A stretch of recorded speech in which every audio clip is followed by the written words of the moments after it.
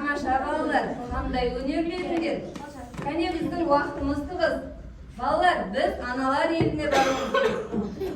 Кәне көзімізді жұмайықшы балалар. Кәне барлығымыз көзімізді жұмайық. Жұмдық па? 1, 2, 3. Кәне ашамыз. Мінеки, біз аналар еліне келдік. Біздің бүгінгі соңғы аялдамамыз аналар елі. Құрметтім, сіз жер бетіндегі аналардың барлығы не армандайтынын білесіз бе? Ja, білемін Джин. Бұл сұраққа жауап беру үшін сиқыршы болудың қажеті жоқ. Әрбір ана өз баласын бақытты, дені сау, ойнап күліп жүргенін қалайды. Ал балалар, біз аналар еліне келдік, иә? Ал біз аналарымызға арнап тақпақтарымызды айтайықшы.